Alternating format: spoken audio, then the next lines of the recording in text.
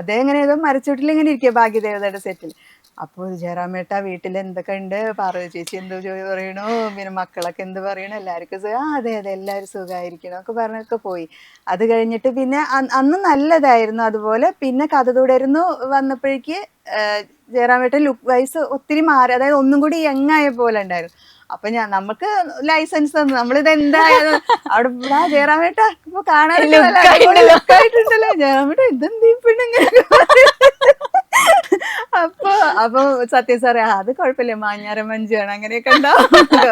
അതുപോലെ എന്താ സെറ്റിലാണെന്നുണ്ടെങ്കിലും ഇപ്പൊ ഏതൊരു സീൻ ഉണ്ട് അതില് ലളിത ചേച്ചിയായിട്ട് പിണങ്ങിയിട്ട് ഓട്ടോന്റെ എന്തോ ഒരു കേസ് പറഞ്ഞ് പിണങ്ങിയിട്ട് ഞാൻ പോയിട്ട് വിളിക്കുന്നുണ്ട്, പ്രേമേട്ട വരൂ ഇത് അമ്മ വിളിക്കുന്നുണ്ട് പറഞ്ഞിട്ട്. നീ അപ്പൊ എന്നോട് പറയും നീ ഇവിടെ നീ ആ ഡയലോഗ് എന്ന് പറഞ്ഞ് നമുക്കതൊന്ന് ചെയ്തു നോക്കാം. അപ്പൊ നമുക്ക് തന്നെ പേടിയൊന്നുമില്ല, ഇവരെല്ലാവരും നമ്മളോട് ഫ്രീ ആയിട്ടല്ലേ ഇടപെടണം, അല്ല വലിയ സ്റ്റാർ ആണെന്നുള്ള ഭാവത്തിലിരിക്കുന്നല്ലോ. അപ്പൊ അങ്ങനെയുള്ള മെമ്മറീസ് ഒക്കെ ഉണ്ട്.